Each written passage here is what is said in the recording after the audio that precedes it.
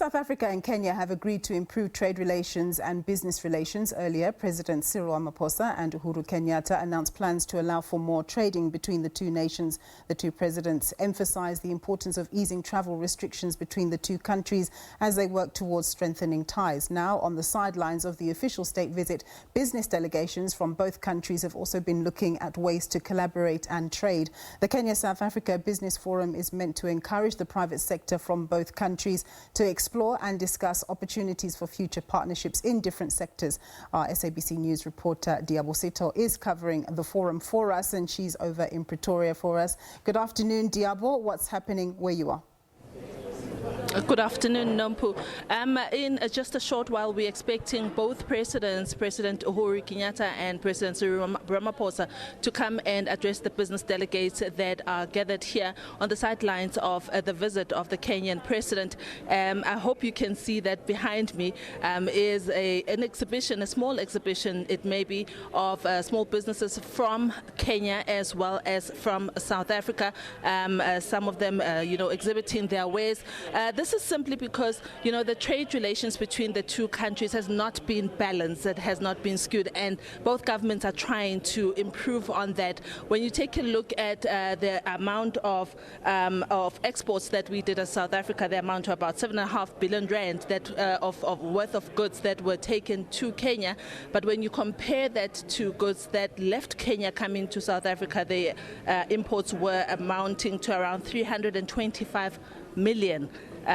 So this is one of the targets that this meeting seeks to address, a skewed relationship as well as making sure that more companies come to South Africa, more Kenyan companies that is come to South Africa. At the moment, from what data tells us, only about 60 South African companies are operating from Kenya. But I will get more of these numbers from Lerato Matabuche. She is with the Department of Trade, Industry and Competition. She's right here, who'll just give us more about what the aim is and the kind of deals that will be done. Ms. Matabuche, thank you so much for making time to speak to us. I've been telling the viewers at home about the skewed relationships, trade relationships that the two countries are working towards. Using the businesses that are here, for instance, what is the aim of South Africa's government? Thank you for the opportunity. We're very excited about this engagement. It's really to reset the economic relationship. You rightly pointed out we export so much to Kenya, we import so little from Kenya. So if we're going to begin to have the conversation around facilitating intra-Africa trade, we need to actually take concrete action and practical action to do that. So we brought in some exhibitors from Kenya who can then begin to build some sourcing relationships. So it's SMMEs. So the conversation really is about, now that we've acknowledged that the trading relationship is skewed, what is the roadmap towards rectifying that? Yeah. So it's about SMME partnerships and access. It's about opening up intra-African, Kenyan, South African investments, because that also drives trade, right? So when Kenyans invest here, Kenyan exports follow. When we invest in Kenya, South African exports continue. So we are actually having this conversation to say, what is that roadmap going to look like? So later on today, when the heads of state arrive, we'll then present that report and say, okay, we've spoken. We've looked at manufacturing, we've looked at infrastructure, we've looked at energy, we've looked at the whole myriad of sectors, and this is our plan. Yeah. So some of the things that came out of the session this morning was that there's going to be some agreements being signed, such as an agreement with SAA as well as Kenya Airways. I did spot the CEO of SAA, Mr. Kokolo, here. Tell us about what those are meant to do in practical terms. Wonderful. That's also because every time we have a conversation and we begin to diagnose the Africa condition, we're always speaking about the infrastructure deficit, the countries, etc. So this agreement, taking such a big airline as Kenyan Airways, as well as South African Airways, begins to say, how do we cooperate and have these two sort of conglomerate, as it were, and form what is the beginning of a broader Pan-African airline agenda that we have. So the vision is also to have other countries that have airlines become part of this technical cooperation mechanism, so that we can, when we begin to talk about interconnectivity, we are practically doing that. So today we are signing that agreement, and it's quite exciting. It's a start. Ms. Matabuche, I know that our viewers who do have businesses, whether big or small, they may want to know what is the procedure or what is the easiest way of getting my goods and services to Kenya using the DTIC as a vehicle. Oh, there's quite a number of support measures that we have. One that we do is to, help our companies participate in trade fairs all over the continent, all over the world really, but all over the continent. There's a number of pavilions, trade missions that we undertake. So what they can do is visit our website, because every year we will give you a list of all the countries we're going to. There is all the incentives on offer, because we do also support particularly small businesses to access those markets. We pay for travel, etc. So all that information is on the DTIC website, the dtic.gov.za.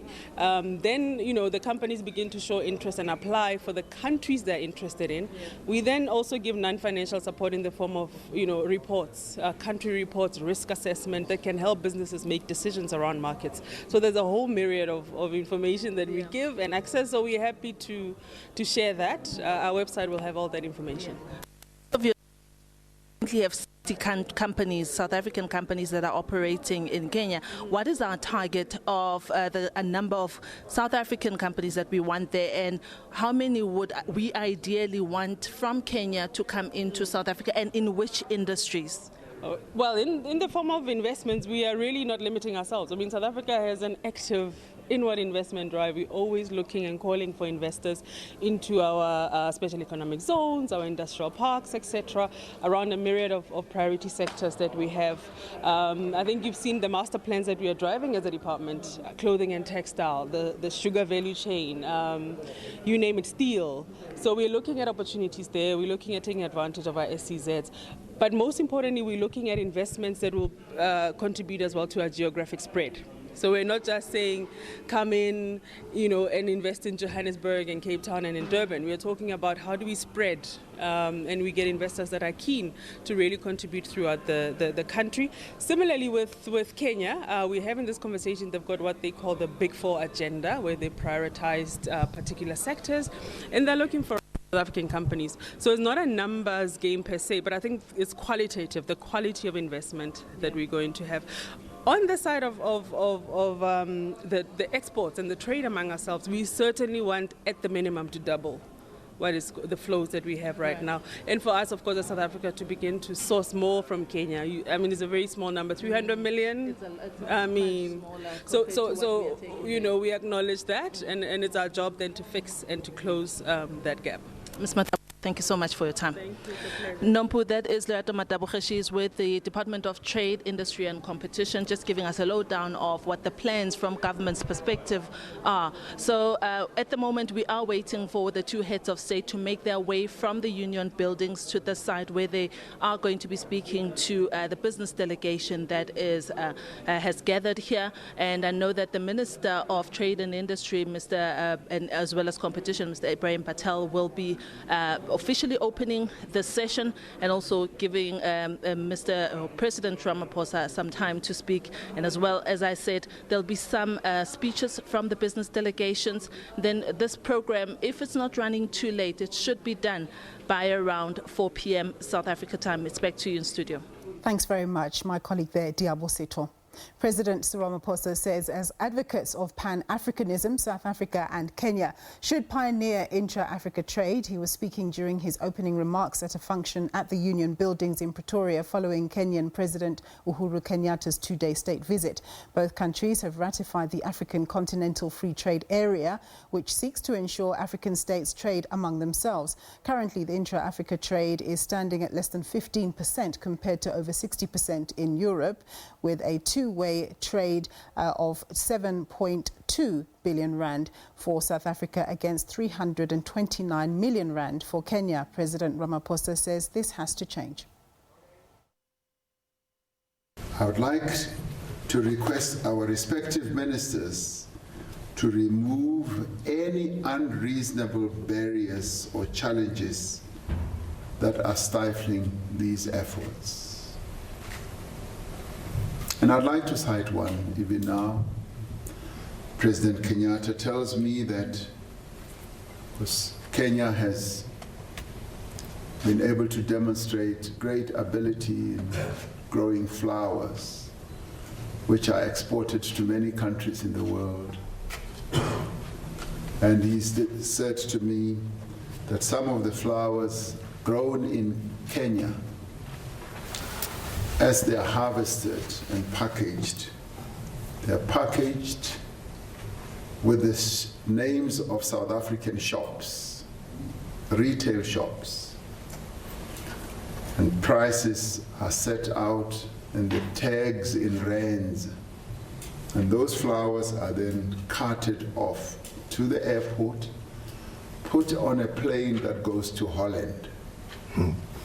They get to Amsterdam. A Dutch handler earns handling fees and reroutes those flowers to South Africa to go to Woolworths and Checkers and all that. Now that to me is the most dramatic missed opportunity of intra-Africa trade. Because why should an African country produce certain goods that are destined for markets in another African country, but are rerouted to an African country through a European country? So this is what President Kenyatta and I have discussed and have said, that we would like our ministers to remove any unreasonable barriers or challenges that are stifling efforts for us to trade between our two countries. And we want to increase trade between South Africa and Kenya.